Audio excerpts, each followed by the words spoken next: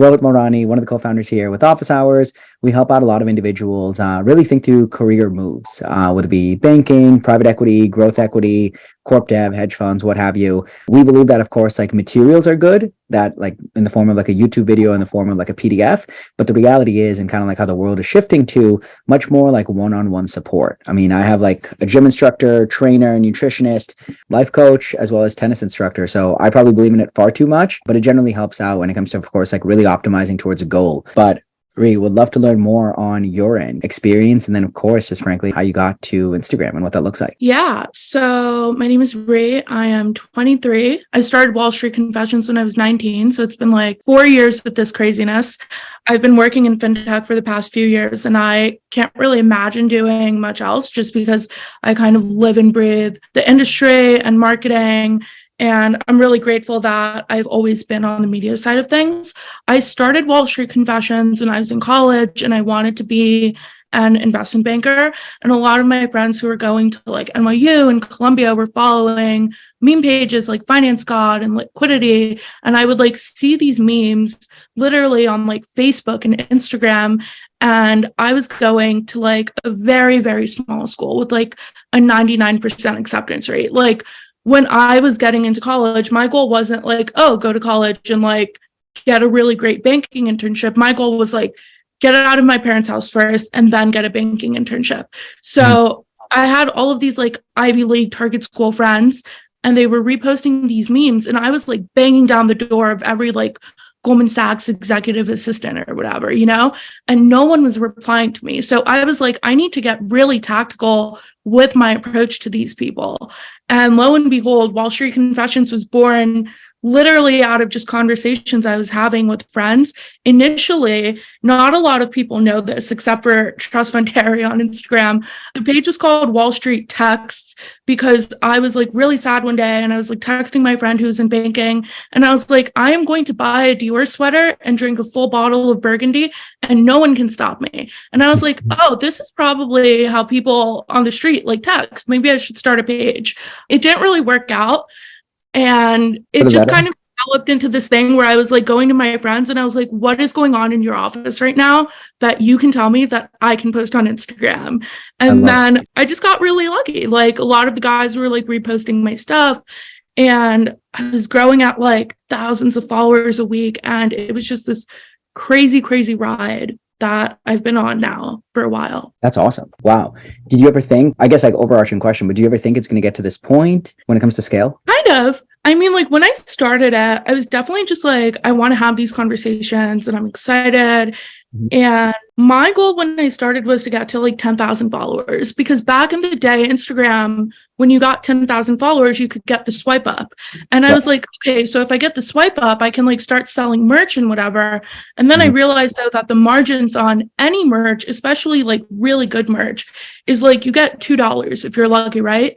So when I was scaling, my literal dream was to sell like sweatshirts or get like a sunglasses ad from that one brand everyone's been working with, you know, but I never thought it would scale to the point of like me being in Vanity Fair. Like I always thought I'd get maybe like 100,000 followers, but to like go to Vanity Fair and see like Kim Kardashian, Amal Clooney, and then me, like that is a dream I never thought I would realize. That's amazing. Can you tell us a little bit more about that? And I'm actually just pulling it up on the back end so I can just see that. Yeah. But so I was in Forbes and then Vanity Fair France. Business Insider was first. And then I did NPR, and a South Asian tabloid picked up a story about me. And it all just happened at once. I think this was at like the peak of the bull market. And last summer was just so profound, like summer 2021, because I just got like my first 6-figure job. And like my first week on the job, my publicist at the time was like, Forbes wants to talk to you. And I was like, do they really want to talk to me? And he was like, yeah. And I'm like, okay. And I'd like talked to Forbes before, like very casually, but I get on the phone with this reporter, Jason, and he's like asking me all these like actual questions. And then one random day, like a long time later, he's like, okay, we need a headshot. And I'm like, why do you need a headshot? And then I'm like scrambling, running back from my office at the time to my apartment. The headshot I have is so awful. But in like the next 48 hours, I was on the Forbes website and I was the editor's pick and I was on their front page. And I was like oh my God, how am I on Forbes? Like, what is happening?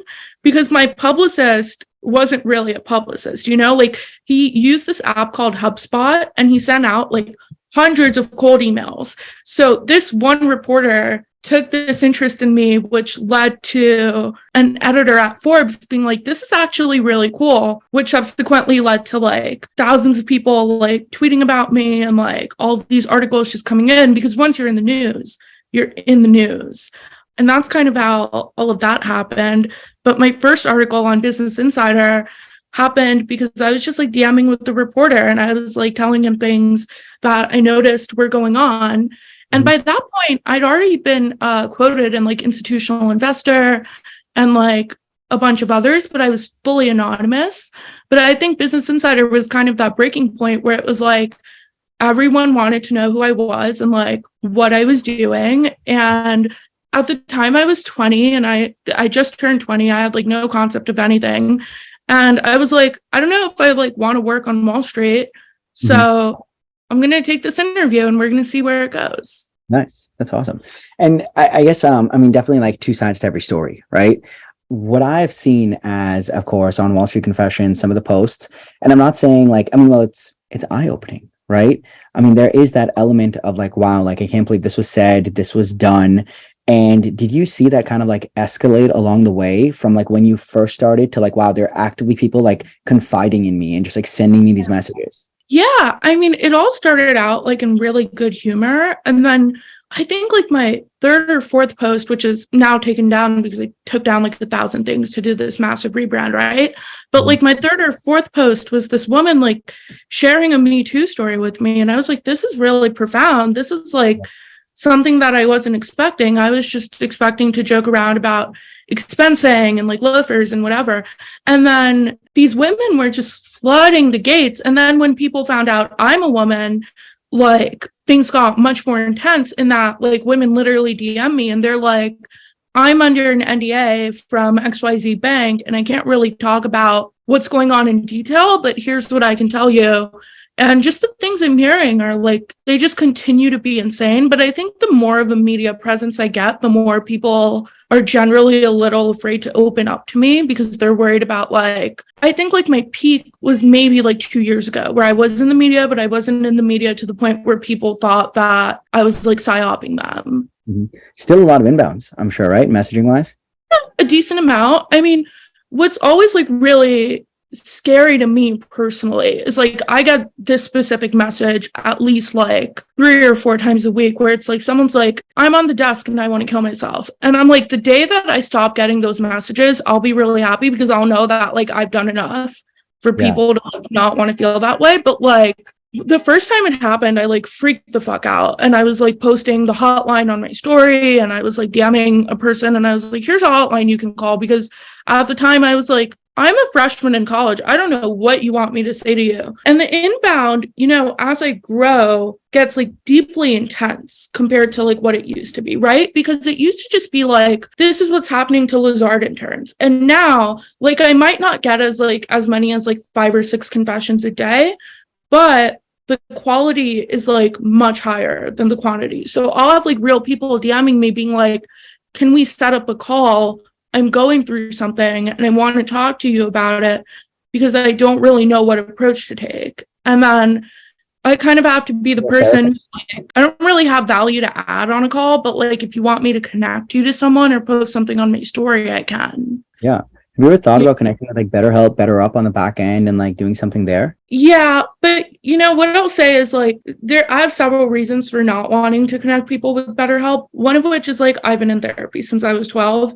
And I just don't think BetterHelp is like, considering that like most clinicians, if not all now, practice online. So if you can't find someone, it's kind of like, are you trying? Because it takes 2 minutes to go on ZocDoc and be like, I'm depressed. This is my insurance info. Here's a therapist. But there are like coaches like yourself and Asif, and also just like life coaches that I've connected people to in the past and people I work with, like Denise Scholl inspired Wendy on Billions. And she's like one of my clients. I do like marketing consulting and whatever. And she's known for like, she sued Sorkin and Showtime and everything, right? Because the Billions showrunners like took her book based Wendy off of her and then went like completely silent, and she met with the actress and everything. But I'm like, if I meet like a hedge fund manager or someone who's like super high up, I'm like, oh, you should talk to Denise if you're having problems. So I kind of like, I'm in a good place right now with my network where it's like I can send people around like according to like whatever's going on with them. So if you don't mind me asking, like why looking, and of course you could tell me like, hey, I can speak to this, I can't speak to this. Why looking for like a full-time gig? Whereas like just run with this, right? The network that you built out and the publicity behind it. Like I feel like my 2 cents are like, it's not always easy to turn on monetization. Don't get me wrong with anything that we do, but you have a ton of eyeballs. Yeah. I mean, in Q1 this year, I was exploring the idea of going full-time as a creator. And I just think it is really up and down. Because what people don't see is like you can sign a 6-figure deal, but then you have to wait 6 months for payment because all of a sudden some company isn't getting funding or they're having delays because they're having issues on the back end. And you're just kind of sitting there like with your hands tied, and everyone is expecting content from you, you know? So it's like, I would love nothing more than to have this as like my full-time gig, but it's just like not entirely sustainable, especially given the climate with like the recession and fintech apps. No one really wants to take a fintech to market right now, i.e. no one is going to be like, okay, we'll buy like 4 swipe up stories or like a grid post. I mean, like I had a really good run in 2021, but this year people have been a lot more conservative, and I just don't think it's the right time to go full time to something that wouldn't really help me in the same way that like doing a few gigs or having a job would. Yeah, we can definitely discuss this after. The Chernin Group put money into Barstool. I know some people there out of like LA and like SoCal area. Not to mention, of course, I know Liquidity will work with like BCV on that front. If it's like a, hey, like minority, like working cap type of situation and like help me get sponsorships. I mean, I just think it's interesting because at the end of the day, like they're more than anything now, like half the reason we started office hours was not so much like some people are like, oh, like private equity this or banking that. It was literally just like figure out what you want to do and pursue rather than like it has to be X or Y or Z. Like I went operating experience. I didn't even do banking. I went growth equity, right? And then I figured out like, okay, I want to like be part of my own startup and how to get there. Asif was more traditional, but the whole concept is like figure out what you want to do and get there because it's like life is like too short to like not like what you want to do. Yeah. That was like a real main MO. And I guess what I'm getting at is that like at the end of the day, like just the awareness and like really being able to grasp a lot of the messages that come out. Like, and this is something, and don't get me wrong, Ri, like I have ups and downs big time as well, right? Like I think we both, and Asif as well, because like sometimes we'll connect with individuals that just like are about it, that aren't about it, that like sometimes like the lack of confidence in some people is like really kind of like bewildering in my mind. And don't get me wrong, humanity, right? But it's like, who has like almost like pummeled this individual into the ground to the point that they don't have faith in themselves? And it's just like it's crazy. Finance is actually crazy. Do you think, and I have my own thoughts on this after, do you think it's getting better culture wise or worse? I think Wall Street is getting better at hiding their culture problem. I genuinely think that like these so-called D&I initiatives are hurting everyone more than they're helping everyone. Like 3 or 4 times a day, some angry white man will message me, not 3 or 4 times a day, but a lot of the time I'll get a message being like, we had a quota for hiring women and now I feel bad for the guys we didn't hire. Or like, I'm afraid that I'm only here because I'm XYZ race. And I'm just kind of like, okay, like the problem largely is that banks want a virtue signal now that like we're the good bank. We're better than the other banks in terms of all of this. Look at our TikTok. We have someone who's not white, you know, or like we have a woman. We're super progressive. But what they don't realize is that it's very, very transparently, 1, a recruiting ploy, and 2, this ploy to be like, look at us, we're cool, we're progressive. But in reality, you're still working these people 90 and 100 hours. Like, it doesn't matter if it's a woman or if it's a man or if they're purple or green, you know? But I think like this culture thing, you can see it by like the leaked emails that come out of every bank, or by the fact that Goldman is like, is it profitable to cure cancer? You know, like these are real questions that they're asking and real quotes that are being relayed to like myself and Bloomberg and whatever.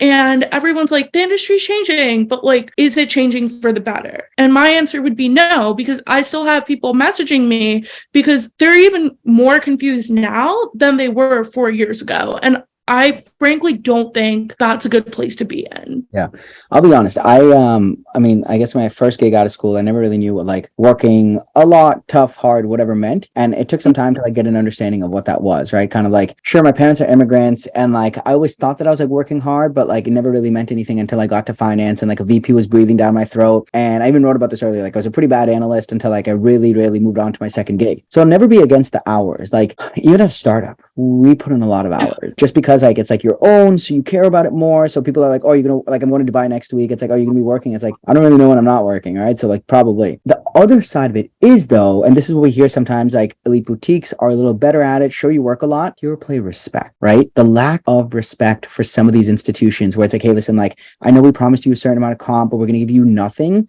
And we don't want you to like, we're not going to lay you off because then we'll have to pay severance, but we'll just like literally just wait until you voluntarily leave. You can work a lot and you should work a lot fresh out of school. And there's nothing wrong with that. The hours, the Saturdays, the weekends, grind, right? Military academy, grind. But I would argue that there's still more respect in the military academy. Sure, you have to like prove your worth, but some of the stories that you hear behind closed doors, it's really just like, wow, like you're treating that person like shit, not because of any other reason other than someone treated you like shit. So you're just like, yo, I want to like literally stick it to this kid. And that's worse because that's a cycle that never ends. Yeah. Like I have been working 80 and 90-hour weeks like since I was in college. And one of the narratives about me on Twitter that I'm going to dispel right now is that I don't work.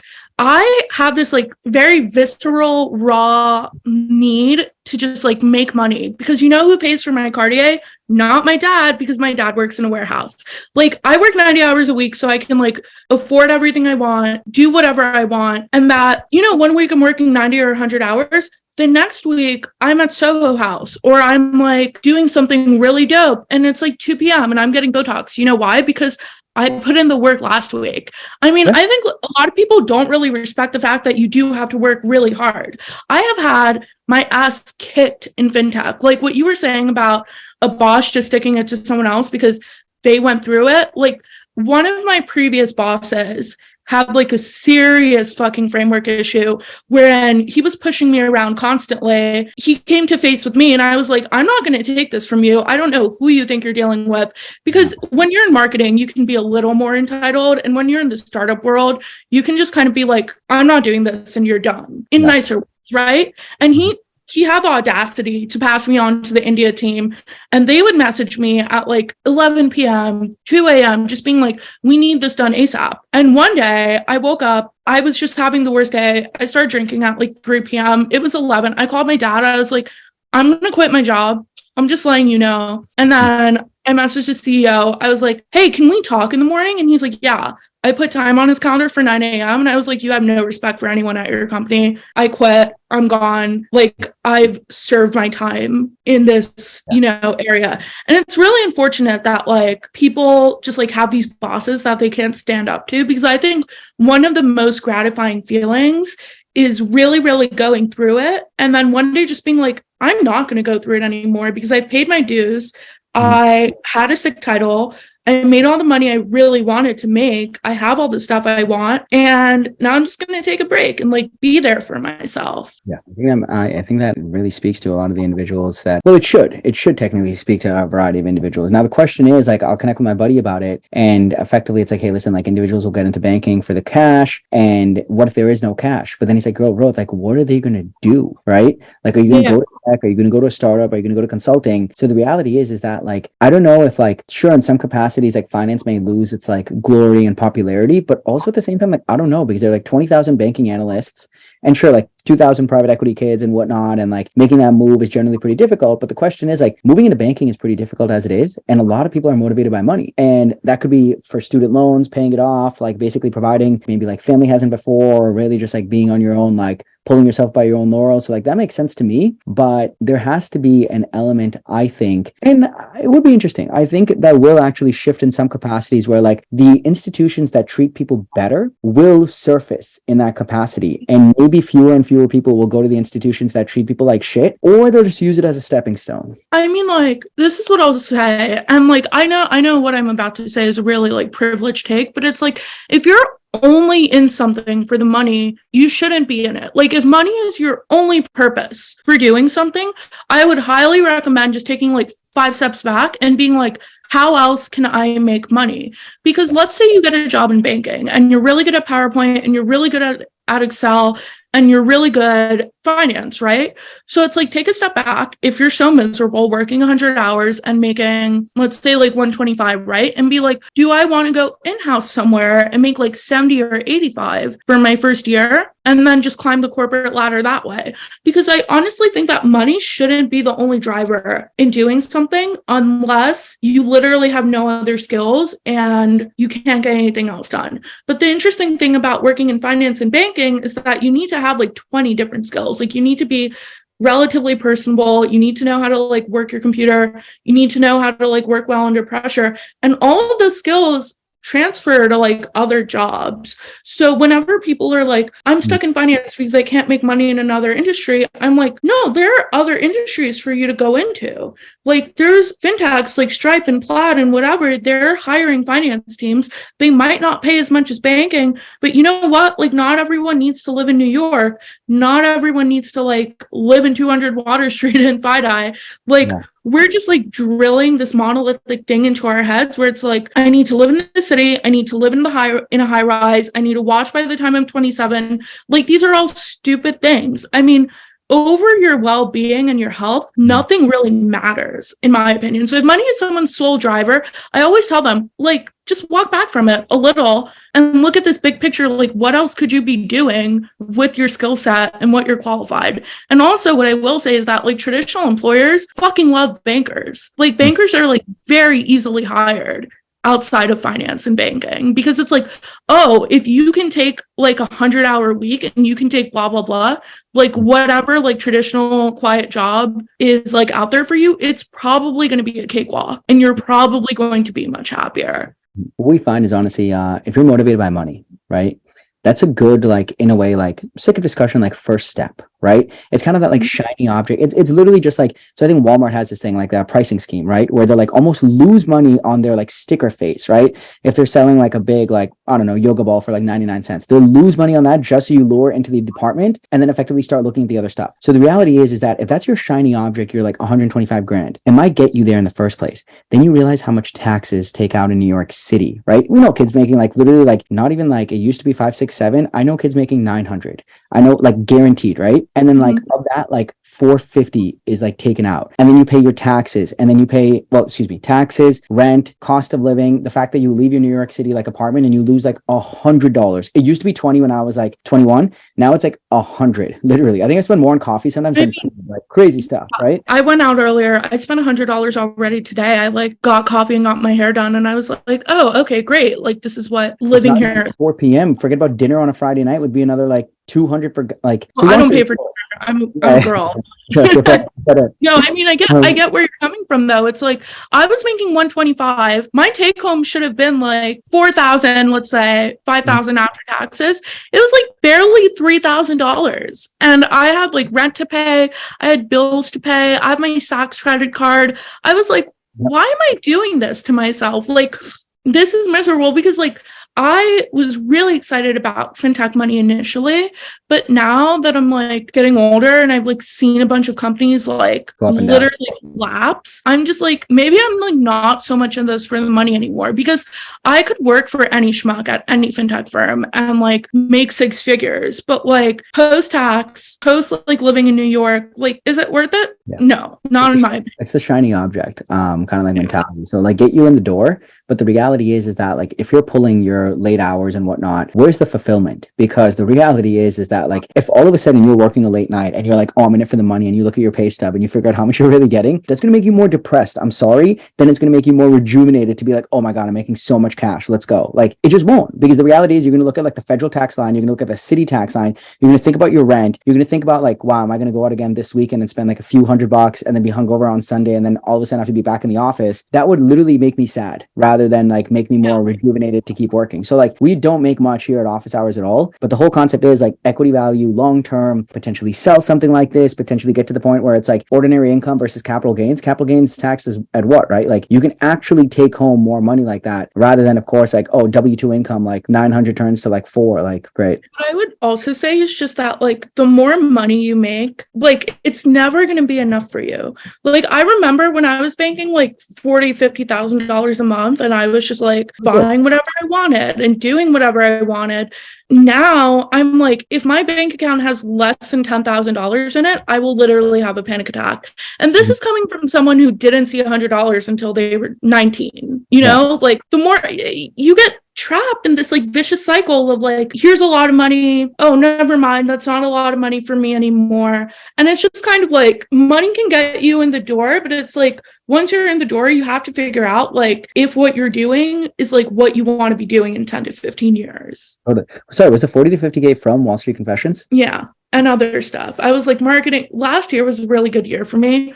What I've learned this year is that like I need to learn how to save money. Because if I had 40 to 50K right now, I wouldn't be thinking about moving out of the city. But I've had like really, really high highs and really low lows. And like what I will say is that like money is no longer like my driving force in my decision making. Thankfully. Well, it sounds like you're really good at what you do and the money comes, right? I mean, that's in my mind the goal. Yeah. I mean, like, I think the other thing is like you just have to ask for it. Like, like I have a friend who I'm working for in Q1, right? And like I've known this person for 2 years and I've never been like, oh, like you should do something on social. But then the other week I was like, I'm going to call them and I'm going to be like, do you need help on social? Because realistically, they're running like a 7-figure business. So it couldn't have hurt for me to ask. And I did. And they didn't even flinch at my retainer. And I was like, why did I not do this 3 months ago when I lost my job? You know? So I think like money comes, you just have to like one, find it, and 2, not be afraid to like go and get it and like prospect. It's always a tough conversation. I mean, I've done a lot of sales over the last like multiple years. Anytime you're asking someone to open up their wallet and pay for something, no one really wants to pay for anything, right? The reality is like even we need some convincing. If you walk into like the Gucci store and it's like, all right, like dope, like $800 for shoes, like do I really need them? And then all of a sudden you try them on and you're like, fuck, all right, let's do it, right? Like it's definitely like very much so like everyone likes to be sold to a certain degree, and I think you really like buy on emotion, like how it makes you feel. So it takes time, definitely. But yeah, I mean, like big about the asking. I mean, like, I used to be really afraid to ask for things. And then one day my agent was just like, Ri, I'm hearing from 5 different people that you want this one thing, but you're not asking me. So I'm not going to give it to you. And I was like, why? And he's like, because you're not asking me. And I was like, but I don't want to ask you for things. It's awkward. And he was like, no, you just have to ask for things. And then ever since then, I've just been like, I'm going to ask. And if it fails, it fails. But it's like, it served me pretty well, I would say. Like, I think it's very underrated to just like go in and be very candid about like, here's what I want, here's what I can do. And even better yet, this is kind of a sales tactic on my end. I like to go in and just be like, here's what I think you're missing. Like, why aren't you doing anything about it? And then people are automatically more inclined to be like, okay, well, if you think I'm missing this and you've identified like X, Y, and Z, like you can probably help out. Too many people are afraid of just like going and like getting what they want. And I got my first 6-figure job because both of the people in the marketing department left on the same day. They told me, and I went to the CEO and I just kind of cornered him. And I was like, I want this job. And everyone was like, you're going to get like 70K max. And I go to him, I'm like, I want 130. And he's like, I can do 125. And I'm like, done. It was my first thing. I was making nothing before that. That's amazing. Yeah, you got to always ask for more. Nice. Any future plans that you can share about Wall Street Confessions as a whole and kind of like what that looks like? I am working on some stuff. I can't really talk about it publicly. Podcast is coming back though. Hopefully Q1, we're going to get back into it. I have a bunch of interesting people lined up. My first like 2 episodes are out, but I'm really excited to just like start it back up and have like very interesting conversations with interesting people and friends that I've made over the Nice. I love over it. the years in the industry. Totally. I mean, eventually, like, I'm not sure if you've worked out a sponsorship there. We're working right now on sponsoring our newsletter as well. I mean, I feel like Liquidity has been pretty good about like teaching the world that there are a variety of ways to monetize. So we're trying to figure out some of that stuff too. Yeah, we can you cut this out when you post it? But like I had a sponsor for the entire first season. There was just some back and forth. So I went on hiatus and now we're apparently getting back into it because dude, producing a podcast, and you don't have to cut this out, is like really expensive. It's like you get a studio, you get a mic, you have to like hook up the other person, you have a producer, you have an editor. This like 30 minutes that everyone sees on Spotify is actually like a 6-hour effort from me. And then like on editing in the back end. So I've been going on Twitter and I've just been searching Wall Street Confessions for fun. And someone was like, oh, like you should have a podcast. And I'm like, Miss Thing, I've had a podcast for like 6 months now. And the fact that you don't know about it and you're tweeting about it is a little offensive to me because I have put blood, sweat, and tears into it. But yeah, I think like up and coming for WSC is the podcast. And then there's some other stuff that like people will find out about in Q2 and Q3 and hopefully be happy about. Nice. We've used this little like studio in Times Square that's been pretty good. And then for what it's worth, like Upwork, Fiverr, like everything. Yeah. Everything. I'm sure you already knew that. I had a producer on retainer and she would like edit it too. She used to work for the film studio A24 and I'm like really into their film. So I was like, I can just pay her monthly. And then the Shopify store in Soho actually has like a really, really dope studio. It used to be the Google offices and it's like $50 an hour. It's amazing. They have like all the equipment. You just need like an SD card. It's like actually really easy to like go in there. That's sick. Yeah, that's why we do the webinars, because most of the time we're just not in person. Sometimes we are in like New York and Miami, we've done stuff, but yeah, production takes a lot. But the good part is Zoom like makes it somewhat easier. And then of course you can turn this into a quick audio clip, video clip, have people on the back end edit. But yeah, if there's anything we can help out with on that front, happy to. Yeah. Are you going to be at NFT Paris? I don't think so. That sounds pretty good. Should be there. It's in February, I think. NFT Paris. What's going on? Like Ledger's doing a bunch of things. A bunch of people are doing a bunch of things. Like I am like an NFT New York girl because I live here and because it's happening and it's easy.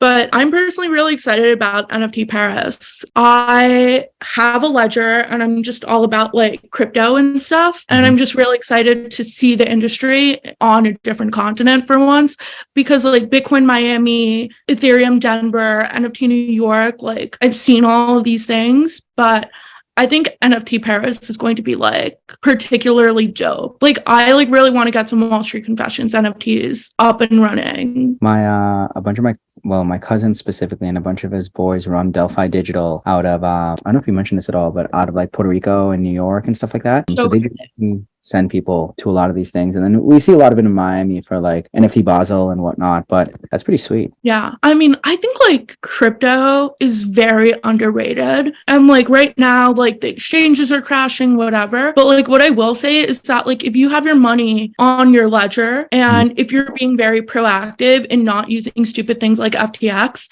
like you're fine. You know, like everyone right now to me is like FTX collapsed, like Bitcoin is over. I'm like, no, because I have all of my Bitcoin on my ledger, which is like cold storage, and I have like MetaMask and Coinbase set up, and Coinbase is publicly traded. They comply with the SEC. They're not going to go anywhere. I mean, I honestly think that like TradFi should be really, really scared of crypto because like the things that I'm seeing right now that are being built out, I look at my friends who are banking analysts and I'm like, you should probably just switch over to crypto. Like I know so many former Goldman Sachs people that like were at Goldman, they were making whatever they were making. Now they make like $250 a year working for like a DAO. Yeah. Like it's the most insane thing. A lot of basically like FT partners and like fintech analysts are leaving to go more the crypto route because they see the writing on the wall. And it's not going to like maybe work out in the next like year or like multiple years, but you're long term on it anyway. The reality is, like I've known about Bitcoin since I was like 11, you know, when it was like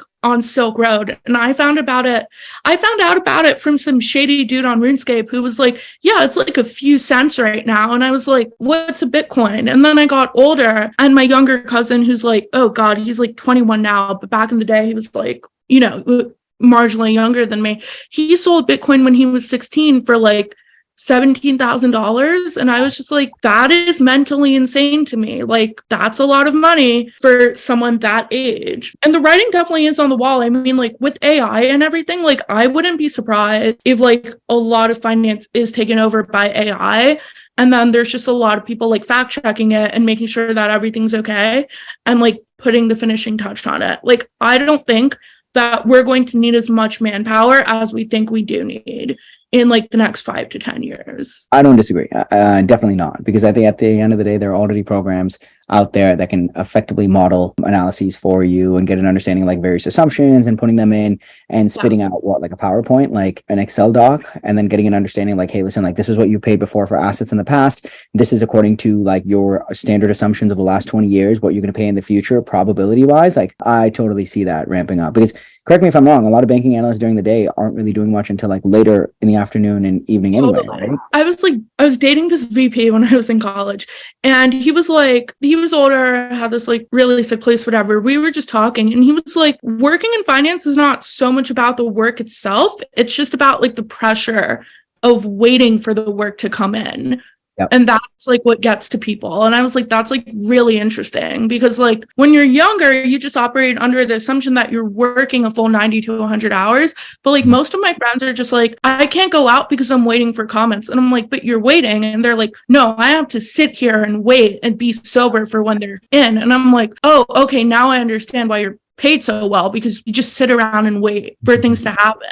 Yeah, it's definitely part of the kind of like kiss the ring mentality of like longevity or what have you. But it's tough. I mean, it'll be interesting to see if like there are enough like startups out there and tech roles that people would opt to do something different. I think the like work ethic still very important, like fresh out of school for what it's worth. And at the end of the day, I don't see these large institutions like failing anytime soon. Like sure, they'll be like disrupted in different manners, but let's see. Yeah, I mean, I think like there's always going to be disruption. There's always going to be something new. Like when's the last time you've heard of like an actual stockbroker, right? Like the industry is like evolving and growing constantly, but I think the people who stay in the industry are also like personally developing just like a crazy level. And it's a matter of like being one of those people versus being someone who's just like, okay, I'm in this right now because there's money. I'm not developing any other tangible skills or connections. When my job is gone, it's going to be gone, and I'm going to complain that the world changed. You know, like you kind of have to roll with the punches. Like for me as a creator, 5 years ago, it was all about Instagram. Now I'm like, okay, Twitter, TikTok, newsletter, like there's like other things to be concerned about. And I think like as with anything, if you just put your head down and like look at the trends, you're going to be fine. But I think just like kind of saying like, okay, well, this is always going to be here. Operating under that assumption isn't going to help anyone professionally, in my opinion. 100%. I mean, that's I think part of the reason that like I'm trying to help out like my dad's business that's like a bit more like traditional brick and mortar, like bring about more tech. We connect with senior folks on our webinar. We connect with junior folks. I brought on this guy who like presented on us at like UCLA, but he started his own coaching business to help individuals increase their GPA, and now he's just helping other coaching brands take off. And it was just like a real like big like discipline thing, like what time he goes to sleep, what time he wakes up, not to mention of course kind of like eat, food, drink, workout. And I was just like, dude, like you're developing all of these habits at like 19 that are going to stick with you through life. So just the fact that like an individual is that like woke, I think that's huge. Yeah. And I mean, the last thing I'll say is just like what really helped me in like fintech and marketing in general, and just like dealing with all these like big personalities, so to speak, is that like every day I was at work, I was like, I'm treating this day like I'm going to be fired tomorrow. Like I'm taking every other interview, I'm taking every call from a recruiter, I'm replying to every email and every message, because like for me, it was literally like, I don't know if I'm going to have a company to work at tomorrow, you know, like fintech is so up and down. And I think taking that mentality into any job is very useful, because like you go into a job and you're expected to work there for at least a year, right? Things are different in fintech. If you work at a company for more than 6 months, you're practically grandfathered in.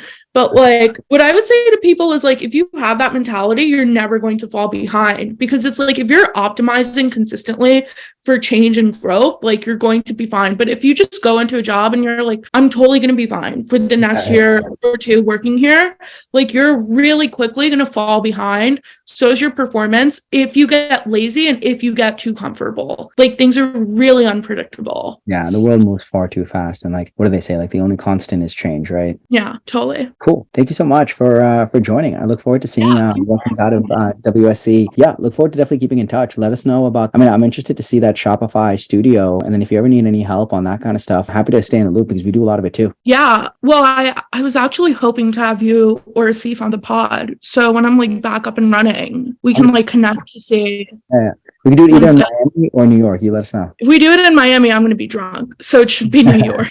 That's funny. We'll definitely figure something out. But cool. Thank you so much for joining. Thank you. All right. Talk soon. Happy holidays. You too. Bye. Thanks so much.